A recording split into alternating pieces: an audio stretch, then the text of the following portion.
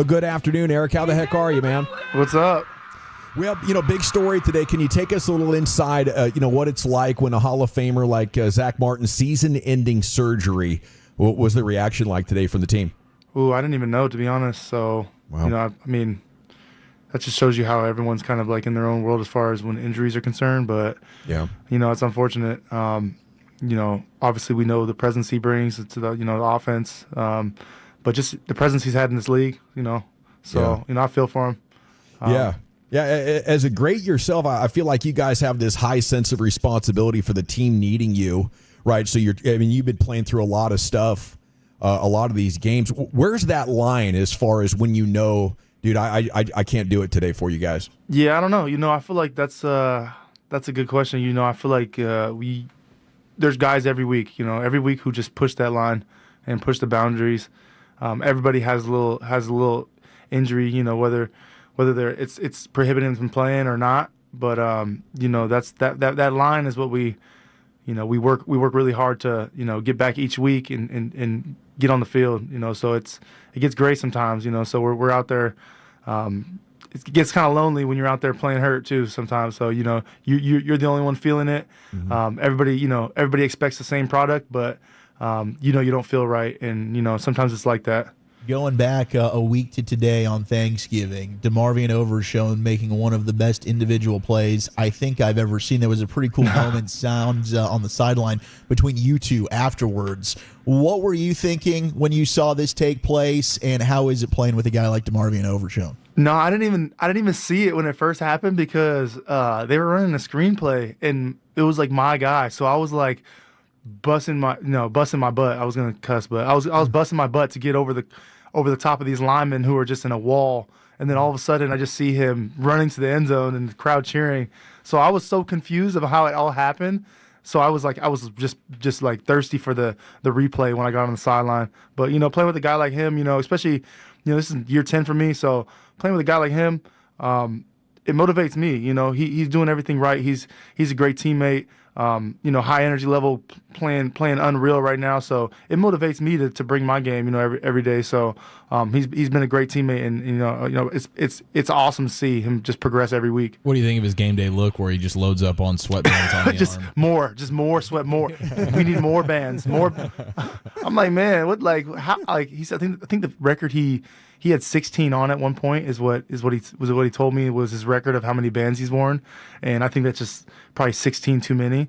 But it's hilarious, Now you could say he had an ass load of bands on if you want. That word's all right here. All right, cool. If that's what you want to do. Yeah, absolutely. Now in this moment, I don't know if you knew the camera and the mic was spying on you guys, but you said you want him to be the best linebacker ever, and he's got what it takes to do that. Yeah, I feel like it was cool when I watched that because I mean.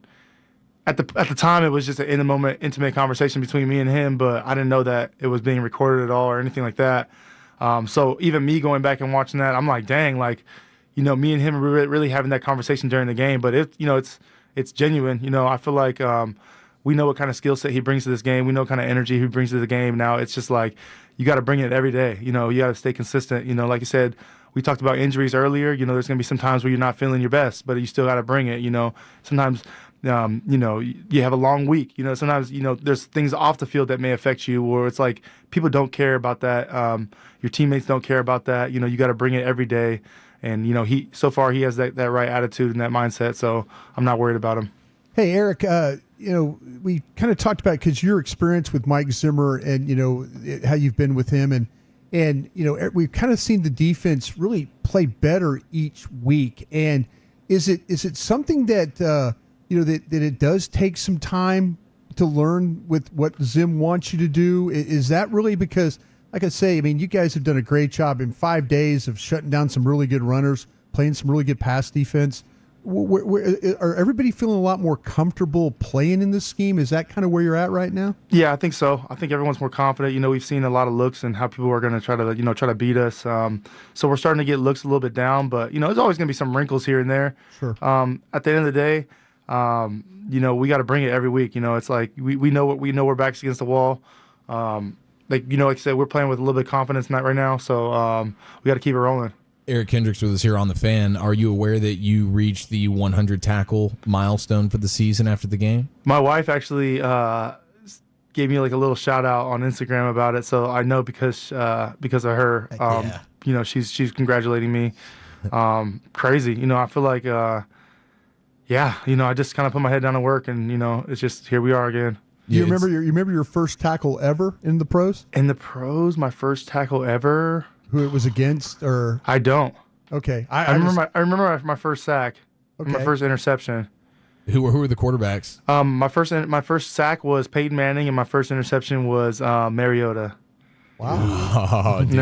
Sack and Peyton Manning. That's a good one. That was my first career sack. I actually, this is a funny story, and I actually had this conversation with him in person too, years later. So after I got my sack and the game was over, I kind of went up to him and I was just like, "Hey, like, you were my first sack," like, you know, like just talking. And he was just like, he just looked at me like, cool, like like he's, you know, he had been doing it at that point. He won a Super Bowl that year as well, but he could care less. So I think fast forwarded like 7 years, I saw him at the Super Bowl and I told him that story and we had a good laugh. It's kind of like when I give you tips, you know, I kind of get that same feeling. You kind of give me that Peyton Manning. Yeah, what's your tip of the cool, week, cool right? former Yeah, scout like guy. cool, Give me another tip, former scout man. You know, that kind of thing. I kind of feel like I'm getting Peyton Manning there a little bit. Oh man, you know, I respect that. I know how it feels.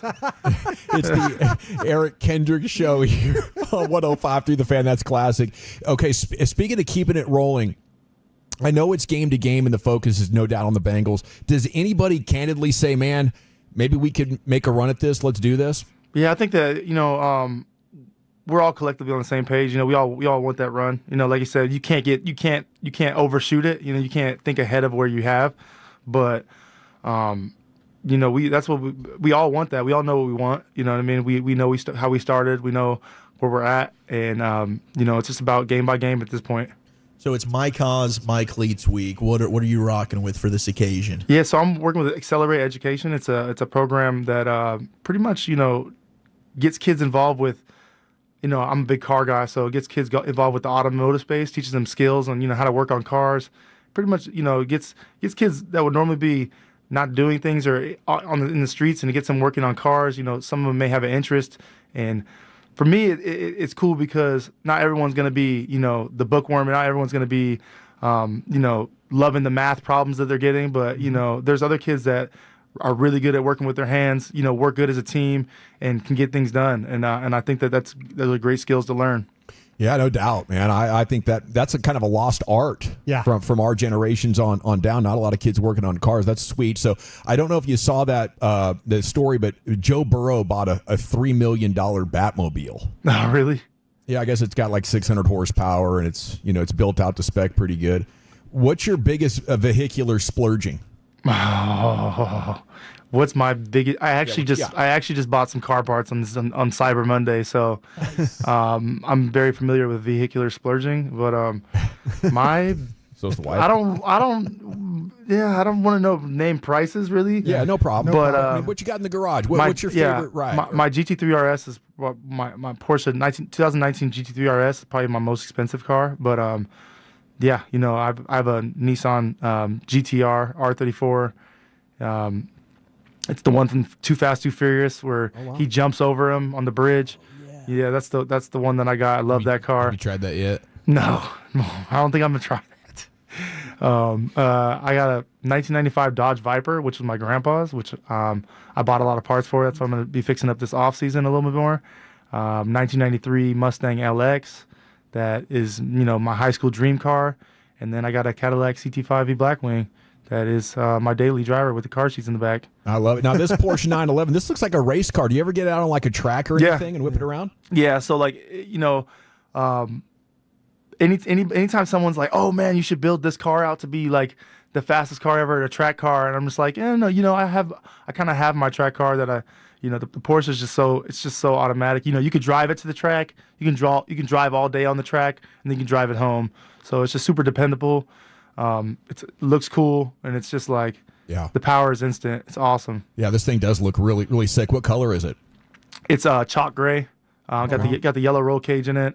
Yeah. Yellow trim, yellow seat belts. I see the one. You got the car. I got the Y-Stock package, so it has the carbon hood, roof, and spoiler.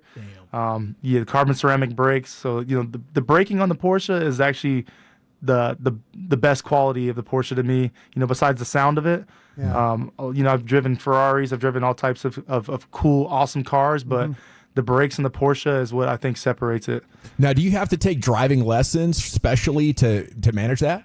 I personally have taken I've done a lot of like professional driver next to me in the seat, teaching me how to drive. I did an awesome event with Ferrari and Road Atlanta.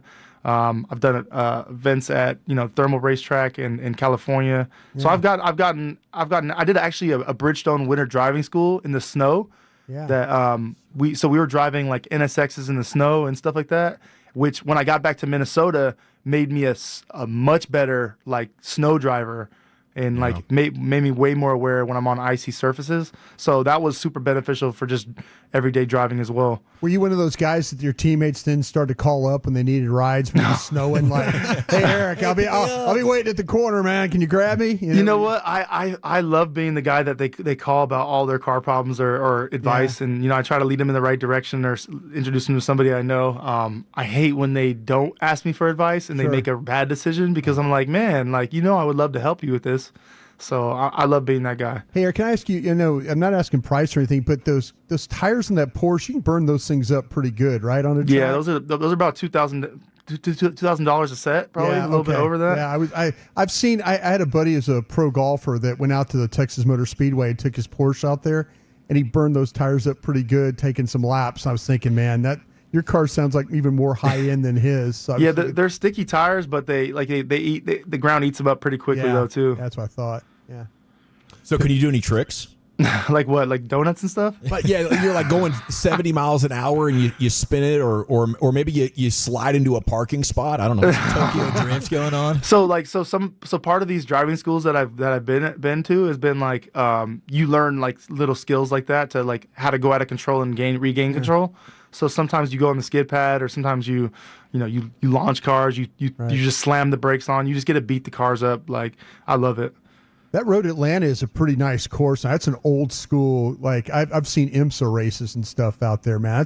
That's a pretty nice track to get to go around on. Oh yeah, it's crazy. And that dip right before you. Right. There you go. It's like a blind turn. It's like a blind corner. It's kind of scary when you're first doing it, but then you find your line and you just kind of punch it. Does anybody in this Cowboys locker room match your love for cars? Is there anybody who could out-car you? Dakota Shipley, he's really into cars. We always go back and forth, text message and Instagram about car stuff. I'm trying to think about who else is really into cars. There's a couple guys. My former teammate Daniil Hunter, he's one of the bigger car guys I know, as well as Byron Jones. Those are the two guys I hang out and drive with in the off season a lot. Nice. Well, right on, Eric. Thank you so much for the conversation. Give the Bengals hell. We'll be pulling for you. Will do. Take care.